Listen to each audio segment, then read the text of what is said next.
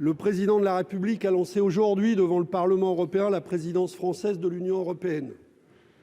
Les défis à relever sont nombreux, mais l'échec social est au cœur des crises qui déchirent l'Union. L'Union a été longtemps réduite à un vaste champ de mise en concurrence où le progrès social est sacrifié. Aujourd'hui, face aux pandémies, aux dérèglements climatiques, aux inégalités, tout esprit lucide admet que l'Europe doit changer de trajectoire. Le temps est venu de passer du logiciel « tout pour le marché, la concurrence et la finance » à un nouveau logiciel « tout pour la solidarité, l'humain et la planète ». On va entendre beaucoup de belles paroles. On en a entendu encore ce matin au Parlement européen. Mais ce sont les actes qui vont compter. Sur la santé, la levée des brevets et l'accès international aux vaccins sera-t-il une priorité de la présidence française ? La France proposera-t-elle la sortie des dépenses publiques et de recherche pour la santé des critères soumis à autorisation du semestre européen ? Sur les salaires, la France proposera-t-elle enfin dans la directive sur les salaires minimums, actuellement en négociation, une norme minimale contraignante ou restera-t-elle dans le camp de ceux qui combattent toute norme contraignante dans cette directive ? Sur les travailleurs de plateforme, la France agira-t-elle pour consacrer le principe de la présomption de relation de travail, ouvrant la voie au rétablissement des droits sociaux pour ces travailleurs contre les relations actuelles de surexploitation ?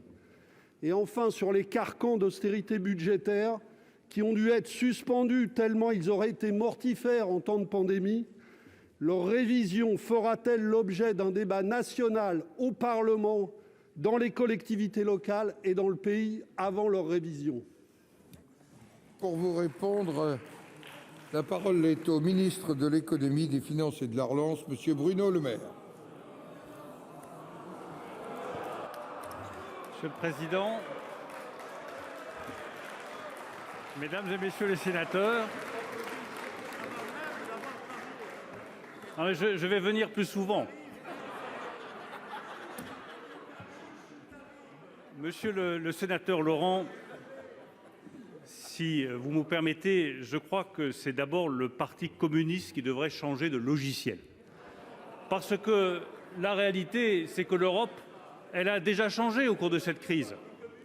Quel est le continent qui a le mieux protégé ses salariés avec l'activité partielle pendant la crise économique? C'est le continent européen. Quel est le continent qui a le mieux protégé ses entreprises et évité des centaines de milliers de faillites pendant la crise la plus grave que nous ayons à connaître depuis 1929? C'est le continent européen. Quel est le continent qui, sous l'impulsion d'Emmanuel Macron et d'Angela Merkel, a décidé de lever de la dette en commun pour la première fois de son histoire pour financer des mesures de protection et de relance économique face à la crise? C'est le continent européen. Quel est le seul continent au monde qui est en train de réfléchir à un salaire minimum commun? C'est le continent européen. Quel est le seul continent au monde qui est en train de se doter de mesures de protection environnementale en réfléchissant, sous présidence française, à un mécanisme d'ajustement carbone aux frontières pour protéger nos intérêts environnementaux tout en protégeant nos industries? C'est le continent européen. Quel est le continent qui a apporté le plus de soutien aux pays en développement en leur apportant des vaccins? C'est le continent européen. Quel est le seul continent qui a insisté sur le risque de grandes divergences entre les pays les moins développés et les pays les plus développés après la crise, en demandant qu'on apporte 100 milliards de dollars de soutien financier aux pays africains les plus pauvres? C'est le continent européen. Alors regardez l'Europe telle qu'elle est, monsieur le sénateur, considérez à quel point elle a changé et apportez-nous votre soutien dans la construction de cette Europe solidaire et efficace que nous sommes en train de construire avec le président de la République.